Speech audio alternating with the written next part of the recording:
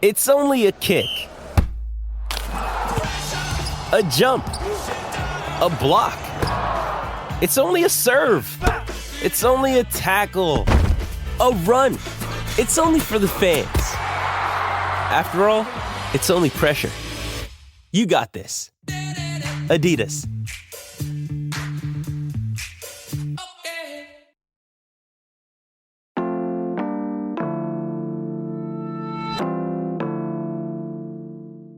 Today on CityCast Pittsburgh, officials released their vision for zero traffic deaths in the city. 311 Day is coming, and County Council really showed themselves. Plus, we've got updates on our favorite little convention center that could, a returning spay and neuter program, our local legacy for banana split making, and so much more. It's March 8th, the Friday News Roundup. I'm Megan Harris, and here's what Pittsburgh's talking about.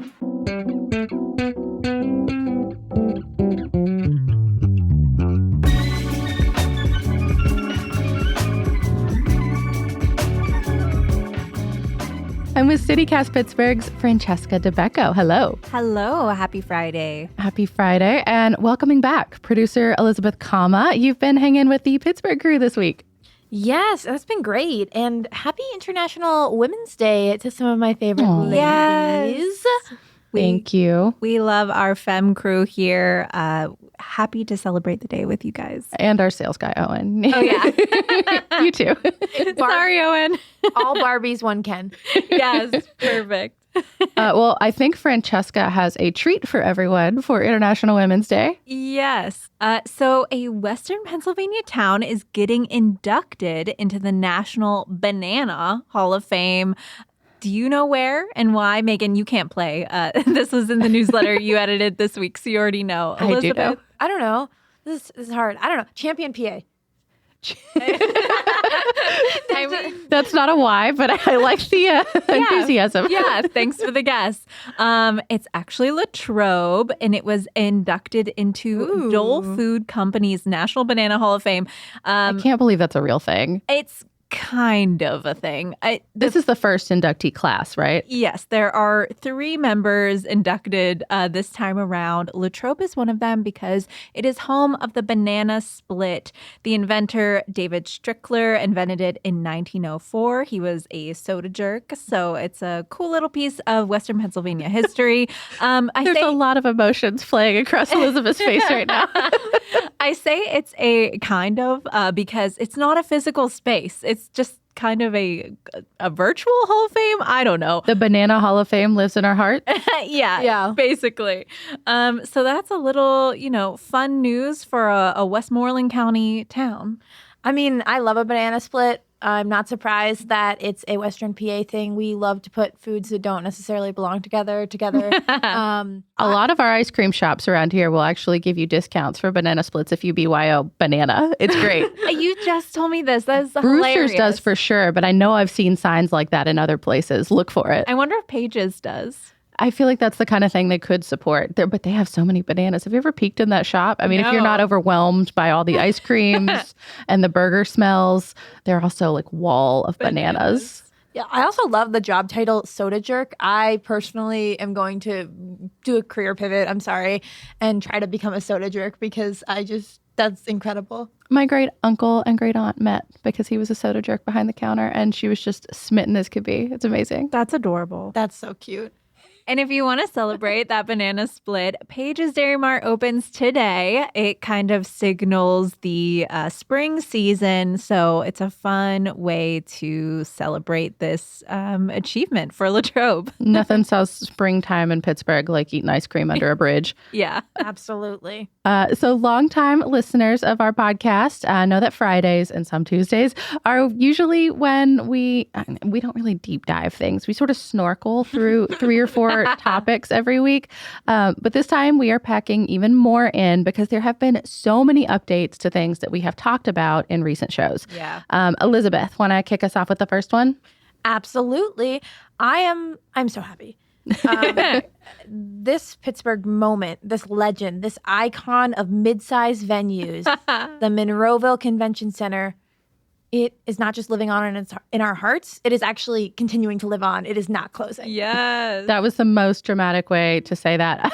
Yes. It came out this week that Hobby Lobby and the owner, Oxford Development Company, have canceled their contract together. So the convention center will remain a convention center. I just love that so many people rallied around this. The mayor got involved and went all the way up to state officials. And so, like, Pittsburghers actually got what they want this time around. Right? Yes, local leaders are claiming credit for the move. Monroeville mayor released this video where he only mildly sounds like ChatGPT, announcing the end of the Hobby Lobby contract. The Monroeville Convention Center is saved. We are happy to announce that the Monroeville Convention Center will continue to welcome tens of thousands of visitors each year, supporting hundreds of local jobs and generating millions in economic activity. I love the very slight smile he has through this whole thing. And you can just tell he's very proud. Yeah, definitely. I mean, he should be. They saved it. But speaking of saving things, let's move on to our next update. We talked about this in February. The city is resuming its spay and neuter program. I mean, sort of, partially. Yeah, kind of. Right. The city paused the program last month and it's back, but there's a catch. It's only right now for feral cats. And not for suburbanites. True. In case you missed it, the program used to allow city residents to get up to 5 pets spayed and neutered for free every year, but officials say suburban people were faking city addresses, so they ruined it for all of us. Francesca, I know this came out earlier this week, but I did not realize until this morning that it means no pets. Like, I'm such a dog person that I read feral cats earlier and just assumed that meant all cats. Cat pets have universal health care because of their owners. These outdoor cats, they're having babies with no one to help them. So You're right. I'm in full support of it. I just didn't realize it. I feel really foolish. Yeah. Anyways, Pittsburgh leaders are working on new guidelines and a process to make sure that folks don't slip through the system and cost the city more money. But Humane Animal Rescue of Pittsburgh still has some affordable options for pets. So that's where you can go if you still need to get spay and neuters. yes, take care of your pets. Okay, another less or maybe more fun update. It really depends on who you are. Yesterday was the groundbreaking on the new Department of Public Works building in South Hills. Yes, round of applause. Well, it was certainly fun for Beachview Council member Anthony Coghill. He has been trying to get this thing built for 6 years. It's basically going to be a place for them to store snowplows, salt, other supplies that can help them take care of roads in inclement weather. I remember he gave an interview, I think it was to the Trib a few months ago, basically saying that he really thought that this was going to be such a simple task. And boy, has he been humbled by the process. It was kind of a hoot of an interview. But I'm very glad that our southern neighbors are going to have more help coming their way. Yeah, my family is from the South Hills, so I spent a lot of time there as a kid, and the roads have always been a problem. Those hills are so tricky. Yes. I still have nightmares about the time that my parents spun out on ice on Coast Avenue in Beachview. I wasn't in the car personally. How do you have nightmares about something you did not experience? I because anxiety. She has a great imagination. But I wasn't in the car, but my brain can imagine how scary it was. I mean, I've been up and down that road a billion times. But anyways, 6 years is a heck of a long time for this to take, but I'm glad it's finally happening. Yes. And earlier this week, County Council considered a ceasefire resolution over the conflict in Gaza. We've had more about all of this in our Hey Pittsburgh newsletter. But to be clear, Allegheny County has no say in U.S. foreign policy. Right. 279 residents actually signed up to speak Tuesday at the public testimony. Some were for and some were against. Yeah. And as a bunch of outlets reported, not every one of those 279 people showed up, they'd planned to come, but maybe couldn't, or could stay long enough to take their turn. It was a 5-hour meeting. They did talk about things other than this resolution. And not everyone, like you said, Francesca, was in favor of it. One rough count that I saw put it at 137 people speaking for the resolution and 70 people speaking against it. Okay, as we've already established, Allegheny County is not U.S. foreign policy hub. What language were they voting on? Yeah, it called on the Biden administration to act. I will read the exact text. 3 parts. Number 1, immediately call for and facilitate de-escalation and a ceasefire to urgently end the current violence. Number 2, immediately call for and facilitate a release of all hostages held in Palestine and Israel. And number 3, promptly send and facilitate the entry of humanitarian assistance at the scale needed into Gaza.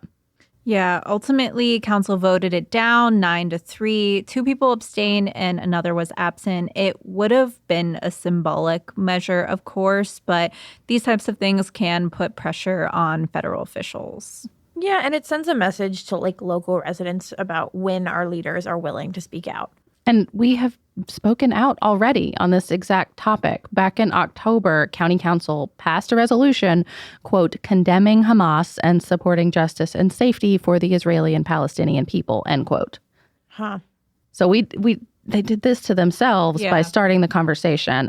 In the meantime, during that Tuesday meeting, we got a very strange aside from one member of council, Bob Macy. This was all over my feed this week.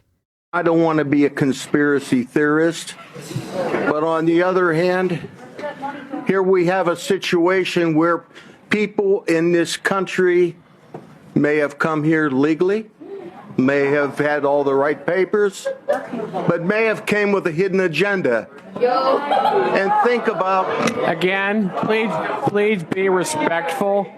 I mean, you can hear how quickly, because that was a full room of people, how quickly he garnered boos for that comment.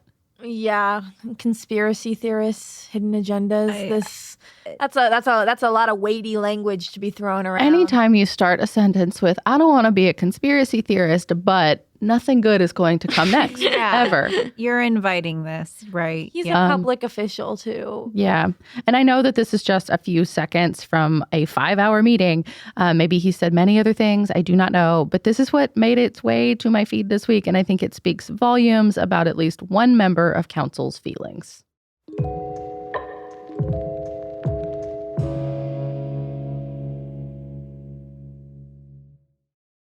Shipping can make or break a sale, so optimize how you ship your orders with ShipStation. They make it easy to automate and manage orders no matter how big your business grows. And they might even be able to help reduce shipping and warehouse costs. So optimize and keep up your momentum for growth with ShipStation. Sign up for your free 60-day trial now at ShipStation.com and use the code POD. That's ShipStation.com with the code POD.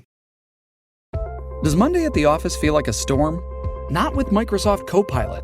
That feeling when Copilot gets everyone up to speed instantly? It's sunny again. When Copilot simplifies complex data so your teams can act, that sun's shining on a beach. And when Copilot uncovers hidden insights, you're on that beach with your people, and you find buried treasure. That's Microsoft Copilot. Learn more at Microsoft.com/AI for all. So let's talk about pedestrian safety. City leaders gathered on Monday to renew Pittsburgh's commitment to Vision Zero. Do you guys know about this? Oh, yeah. That's been a big focus on the show this year, even. Yeah. Elizabeth, have you kept up with it? I know you have to know news in all 11 CityCast cities, so I'm always curious what's percolated all the way to you. Okay, I am not as in the loop as y'all are for sure. Vision Zero has been a conversation across multiple CityCast cities, so I feel like I'm familiar with the concept. But I live in the burbs. We don't have sidewalks, we don't have bike lanes. The discussion around this is not big where I'm living in Pittsburgh currently. But I do know the concept. We'll get you up to date. Yep. So this is an effort by the city to have zero traffic-related deaths, and this is all by putting in more safeguards like speed bumps and traffic circles. Guys, last year, 21 people died in traffic-related accidents, and 7 of those were pedestrians. Interestingly enough, at the announcement on Monday, Mayor Ed Gainey pledged, erroneously, I think, to have zero traffic-related injuries at all. I think maybe it was just a misspeak and when defining what Vision Zero means. I know what he meant. I won't hold him to that. But it was still a hopeful little slip. I hope that that's genuinely the city's goal. Yeah, the city says it is prioritizing the most dangerous locations with a high injury network map. We'll link it in the show notes, but basically it shows the most dangerous areas where injuries injuries or deaths have happened. And then in the short term, they're going to form a fatal crash response team and a Vision Zero task force. I'm looking at this map, and it's not really areas so much as it's like highlighted roads. And it is every main iffy road we have in the city of Pittsburgh. No kidding. Like a toddler just traced yellow lines all over Pittsburgh. Oh, gosh. I mean, it's probably realistic, but it seems sort of static right now, this map. Maybe they have a bigger plan for it. There's so much more to read about this. Bike Pittsburgh has a great page up explaining the whole concept and all of the planning for Vision Zero. We will link that in the show notes for you, too. And part of preventing injuries or anything more catastrophic is smart city planning. A friend of the pod, Armin Sammy, was at that Vision Zero announcement earlier this week and talked to us about an upcoming holiday that he actually founded, 311 Day. Cool. Yeah. So that's Monday, March 11th. Yeah, 311. Yes, Armin is the best. Yes. For those who do not know, he's producer Mary Lee Williams' partner.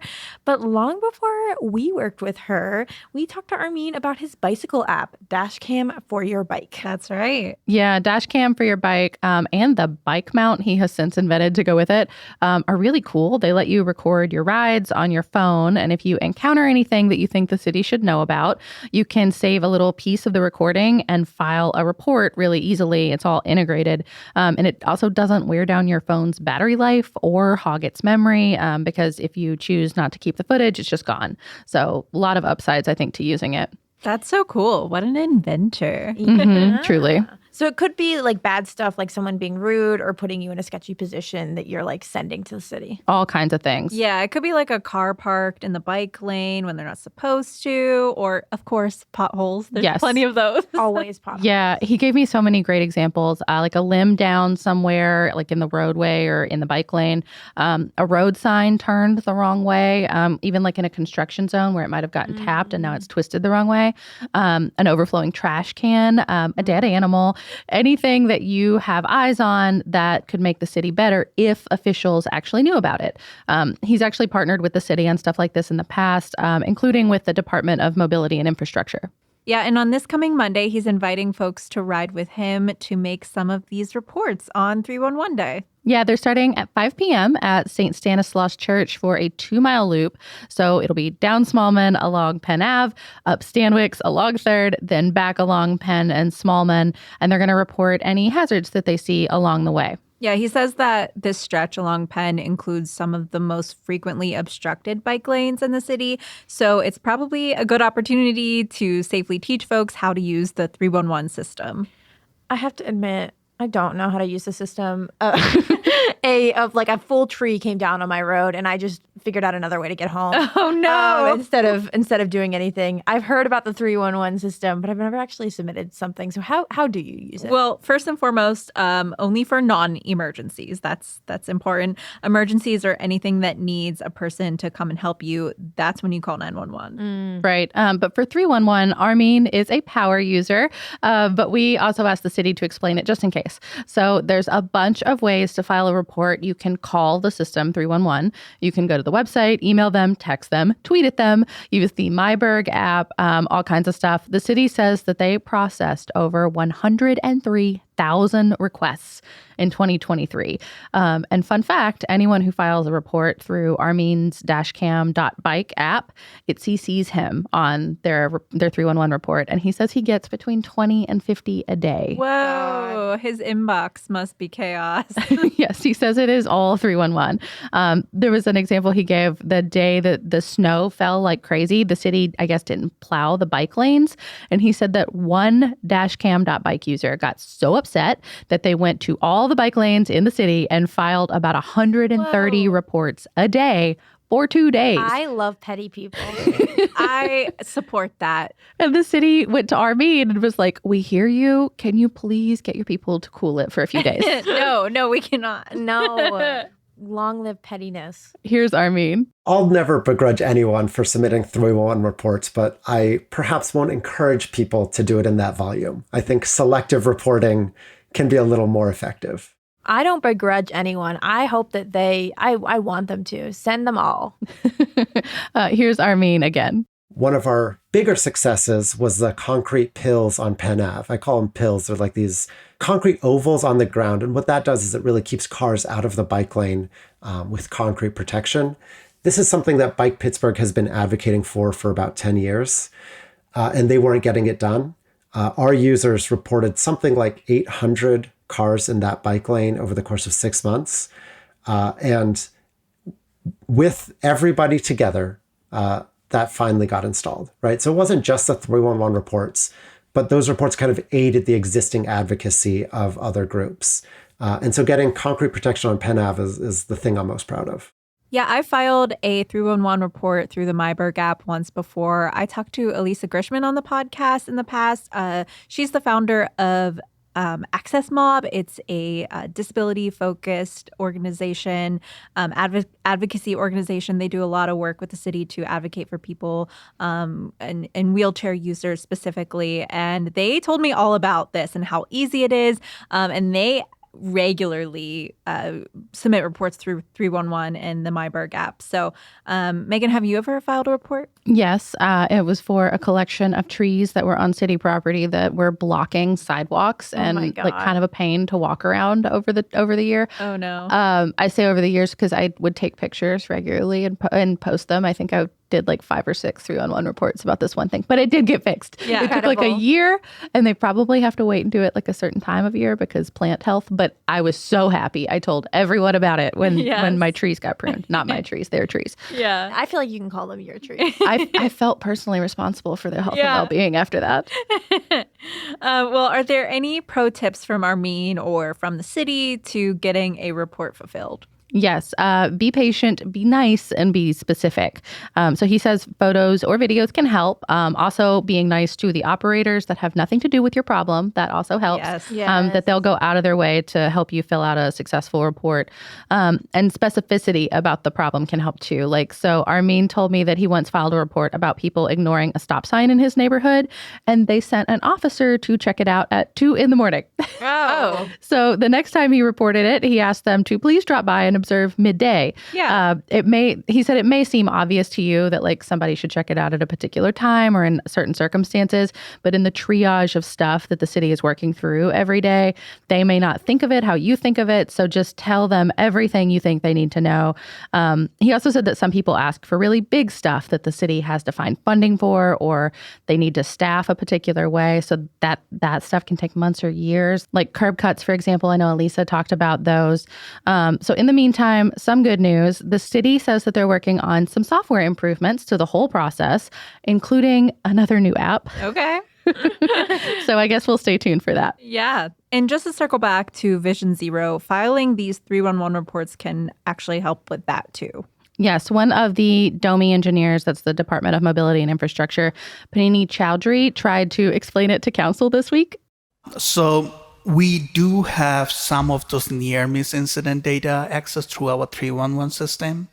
So whenever we do our work in-house or identification of the project or even at the design phase, we try to leverage those data. But the problem is when you are talking about those reportable crashes, we don't necessarily see a lot of information from there. I'm happy to share some of those examples to you all. The amount of information our officers receive on the field and the amount of information we can actually see in the platform is probably 1/6 or 1/7 of that. I'm not sure I follow that. What's a near miss? So it means you had a close call, often with a car. So the city typically knows about crashes with car damage because then a report gets filed. They don't always know when just a cyclist gets hurt, like the car's fine, but a cyclist wasn't. That is a separate problem. But they definitely do not know about near misses. So say you're crossing a crosswalk on foot and you almost get hit by a driver. Without any blame to that person behind the wheel of the car, no photos or anything, you can submit a 311 report saying, hey, this sketchy thing happened to me at this intersection. And the next time the city is considering a redesign for that area, they can use that data to try to make it safer. But that only works if people use the system like this and let them know. So Armin was in the room that day. I was pointing while we were watching. You can see his foot bouncing by Panini's head in the background the whole time he's talking. But that was his biggest takeaway, Armin's, is that if you almost get into an accident, that is another way to use the 311 system. Let the city know that too. Hold them accountable. We pay taxes for a reason. Yeah, I'm stoked about knowing that there's this other application too. Before we go, a reminder that it is Oscars weekend. Once again, I feel like I only saw maybe half the films this year, but I do have a strong loathing for several contenders. So I will probably watch the award show, if only for the musical acts. Are Yin's getting into anything fun this weekend? I will actually be going to NYC this weekend. That's fun. So fun. Yes, but if I wasn't going, I would be going to an event that you recommended in the newsletter, Francesca. It is at your favorite tea shop, whose name I cannot pronounce. Yeah, in Millville, Abbé Voyanti. I don't speak French. They're doing a dumplings and tea event on Saturday with Pittsburgh dumplings, which are delicious. It is from 11 to 2. And actually, we should say a special podcast thank you to the dumpling master himself, Eric White. He made an incredible dumpling platter for us for a recent CityCast team get together, and there were no dumplings left behind. Nope. You know I'm a happy meat eater, but the vegan ones actually were my favorite, and those sauces were so good. So good. Don't forget the sauces. It's slabbed. Yes, thank you, Eric. We can't wait to have them again. For me this weekend, I really want to go to Workshop Pittsburgh Sticker Fair in Wilkinsburg. You've been talking about the sticker fair for so long. Because of course I need to hoard more local stickers. If I do get a chance to go, I'm going to bring some CityCast Pittsburgh stickers and trade them. So that'll be fun. Yes. Please look for Francesca. And if you're looking for inspiration or want to know more about anything that we talked about, make sure you're subscribed to our Hey Pittsburgh newsletter. And check your feeds on Monday too, because this same podcast threesome here had a blast recording a little game show that you can play along with. It was incredible. Yeah, it was all Elizabeth and Sophia. You guys did so good. Oh, you made my heart. You made me blush. So we gathered some of the best, most awful one-star reviews in Pittsburgh. And I made Francesca and Megan try to guess where they were.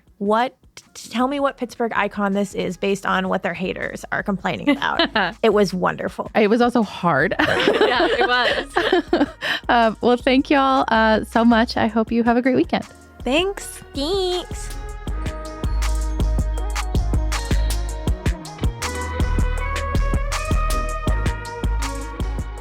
That's all for today here on CityCast Pittsburgh. Our music is by Benji. The show was produced this week by Mary Lee Williams, Sophia Lowe, Elizabeth Kama, Lizzie Goldsmith, and Grant Irving. Francesca DeBecco is our senior newsletter editor, and I'm your host, Megan Harris. We'll be back on Monday with more news from around the city. Have a great weekend, everyone.